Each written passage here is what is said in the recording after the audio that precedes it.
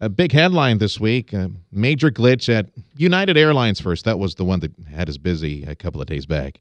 They grounded everything, some computer glitch, and no computers were working. And then we heard later in the day, trading on Wall Street had stopped, some computer glitch. Everybody just kind of looking at each other. And then the Wall Street Journal said the same thing. Following day, the Fed said, nothing to look at, people, not just go about your business. It's okay. That was not a cyber attack. Really? That's coincidence? The cyber terrorism analyst Morgan Wright, our guest on 710 KURV. So what do you make of the response from the government? It truly was this, it wasn't an attack? I hope it wasn't, because if it was, wow, I'd hate to think that the feds are truly that clueless when it comes to who and when is it we're getting attacked. Yeah, good morning. Hey, look, if this was baseball, these guys' batting average is like it's got too many zeros after the decimal point. They're not good at restoring faith. Let's kind of put this in perspective real quick. If it was September 10th, 2001, and one plane went down, we'd call it a tragedy. Yeah. If two planes went down, we would have called it a disaster. But if three planes go down, we're no longer calling the National Transportation Safety Board. We're calling the FBI because now it's a conspiracy. On September 12th, one plane goes down. Now we're calling it terrorism. We're calling in the FBI. Fast forward now to the era of the data breach and the mega breach and the mega data breach. Is it a glitch? I don't know. Here's my view of it. You've got Russia, you've got China, nations that have built nuclear weapons, stealth fighters, advanced technology. We know that they've penetrated our systems. They're in our systems. I'm one of the 21 million that's had their classified personnel file exposed because of the OPM incompetence. So now let's put this all together. Do I believe it's a glitch? Maybe, maybe not, but at this point, I don't believe the government when they say nothing to see here, move along. It's overused, it's overrated to say, trust me in this day and age. People want proof now. And when the president comes out through a spokesman and makes a statement about a computer glitch, I'm sorry, you've just added more fuel to the fire here, not made me more convinced that it was just a glitch. Would it be a product failure, perhaps, Morgan? A Trojan horse just sat there for many days. It got into the United system.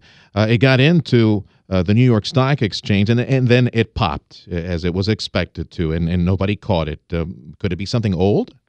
Absolutely. In fact, let's put that in perspective. Symantec, one of the global security companies out there, global leader in this, they put out a report called the Internet Security Threat Report. In 2014, what they call zero-day exploits, things we don't know about, we can't detect, existed in systems. The top 5 existed for over 270 days without detection. In 2013, it was only about 53 days. So, yeah, could these things have been in there for a long time? Mm-hmm. Absolutely. Like, again, I'm not trying to rule anything in, but let's not rule anything out. I don't want this to be an Oliver Stone, trailer for his next conspiracy theory movie. But on the other hand, too many things happen. Now you add the tweet from Anonymous the night before that said some interesting things on Wall Street tomorrow.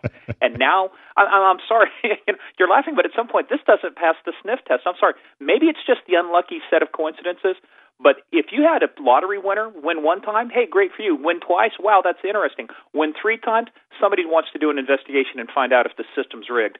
I think with 3 of these things happening, we need a little bit more high-profile, very high-profile things. Cybercrime investigator and cyber terrorism analyst Morgan Wright, our guest on 710 KURV. Yeah, Morgan, Tim Sullivan here. That was me snickering in the background, and I didn't mean I certainly don't mean to diss Anonymous because I'm not going to say I respect them, but they are a presence, and there's no doubt about that.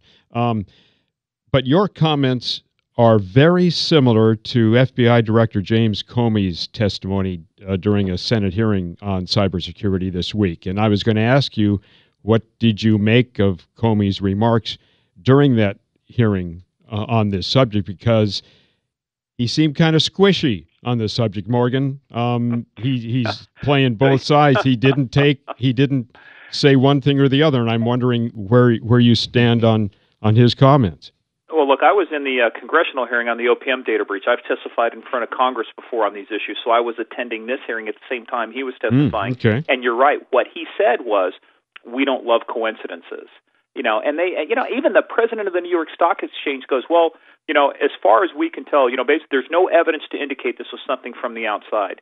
That's like saying as far as we know. Well, you don't know everything, and my question is, how do you know? Okay, so what did he leave out? What does he know that he's not telling us?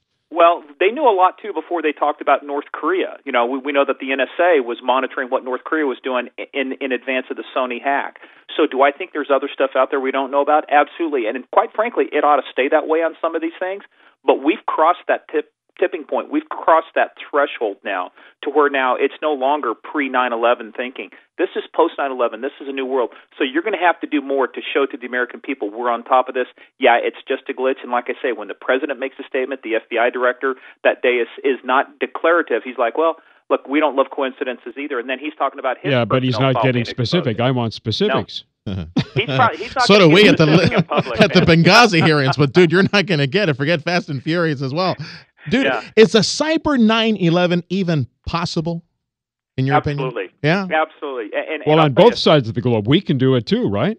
Yes, we can. Look, if this was to use a football analogy, if we were a football team, we can score at will. You know, we'll run the length of the field every time, but our defense sucks. We're like Swiss cheese. You know, might as well not put a defense. Yeah, sounds like the Cowboys these days. I don't make any football jokes. You know, I live in Redskin country, so no jokes. Formerly known as Redskins. Yeah, get ready for that day, pal. The PC police coming for you on that one. Hey, Morgan, thank you much. Morgan Wright, cyber terrorism analyst, joining us on 710 KURV. He's also CEO of Crowdsourced Investigations and connected to thechase.com if you want to look him up.